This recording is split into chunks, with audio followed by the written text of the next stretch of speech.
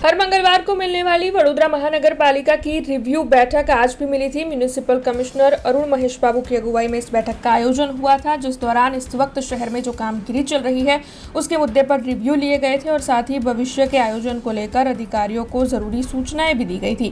खास तौर पर आज की इस बैठक में स्वच्छता पर जोर दिया गया था। तब आपको बता दें कि सभी बोर्ड सोसाइटी के प्रमुख को अनीता के तहत बुलाया गया था और वीएमसी के साथ सहयोग कर हर नागरिक अपनी जिम्मेदारी समझे उस दिशा में काम करने की अपील इन सभी से की गई है। तो वहीं स्वच्छता के मुद्दे के अलावा भी अन्य कई मुद्दों को लेकर आज की इस बैठक में चर्चाएं हुई थी। तब आपको बता दें कि आने वाले वक्त में कमाटी बाग में रजिस्टर से एंट्री की जाएगी, जिससे कि कोई भी असामाजिक लोग जो है वो गार्डन में ना घुसे और असामाजिक प्रवृत्ति को रोका जा सके। इसके अलावा कमाटी बाग में नवीनीकरण की कामगिरी के मुद्दे में भी चर्चाएं हुई थी। तो वहीं वडोदरा शहर में ठेले और होटलों पर खाद्य पदार्थों के चेकिंग को लेकर भी जरूरी चर्चाएं हुई।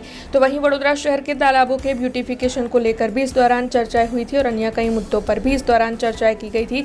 तब इस बारे में ज्यादा जानकारी म्युनिसिपल कमिश्नर अरुण महेश बाबू की ओर से दी गई है कि अलग अलग स्कीम्स पीपीपी होय, स्लम रिडेवलपमेंट में होय, पीएमएवे 1 में होय, राजीव आवास होय, अगर पीएमएवे 2.0 होय, अलग अलग स्कीम में नाનું મોટું રિપેર્સ કરીને સુધારીને પબ્લિકને વહેલા તકે આપણે મકાન આપી શકાય એ બાબતનું તૈયારીઓ કરવાનું કીધું છે। 3 દિવસ સિટીમાં પાણીનું સપ્લાઈઝ આપણે જે અતાપીમાં જોઈનિંગ કરવાનું છે અને આજવા સાથે જોઈનિંગ કરવાનું છે, એના કારણે પાણી બંધ છે, પણ તમામ ટાંકીને ફૂલ કરીને કોઈનું ઇશ્યુ ના બને એના માટે પ્રક્રિયા હાથ ધરવામાં આવી છે। જોઈન્ટ કર્યા પછી પણ એર વેલ્વના કારણે પાણી અટકી ના જાય એના માટે પણ કાળજી રાખવાની સૂચના આપી છે। હું પણ સાંજે જવાના છું, બટ ટીમ તો નીકળી ગઈ છે। સાથે સાથ ટેન્કર સપ્લાય કરવાનું હોય તો પણ પબ્લિકને કોઈ તકલીફ ના પડે એ પણ કરવાનું કીધું છે। અમુક જગ્યામાં ઘણા બધા લોકો ત્યાં મેઇન સોર્સથી એ સિટીમાં આવતા જગ્યામાં પણ જોઈન્ટ મારીને લાઈન લીધેલા છે। એ બધા ઉપર આવનારા દિવસમાં કડક કાર્યવાહી કરીશું। જે પંપ મૂકીને પાણી ખેંચે છે એના ઉપર પણ કડક કાર્યવાહી કરવાની સૂચના આપી છે। સ્થાનિક નાનું મોટું પ્રશ્નના કારણે આ થતું નથી, પણ આપણે આવનારા દિવસોમાં સિટીમાં સરખું કરવું હોય આ કડક પગલાં લેવું જ પડે। અમને પણ વિનંતી કરીએ છીએ કે કંઈ આપણી માધ્યમથી પણ જાણવા મળે તો અમે કાર્યવાહી કરવાનું તૈયારી છે। અને છેલ્લે સરદાર યાત્રા જે આણંદથી આવતીકાલે શરૂ થવાના છે એ 29 તારીખ અહીંયા વડોદરા ખાતે આવવાના છે। સિટીની અંદર જે કામગીરી છે બધું વીએમસીને આજે છેલ્લે સૂચના આવી છે, વીએમસીને કરવાની સૂચના આવી છે રાજ્ય સરકાર તરફથી અને ભારત સરકાર તરફથી।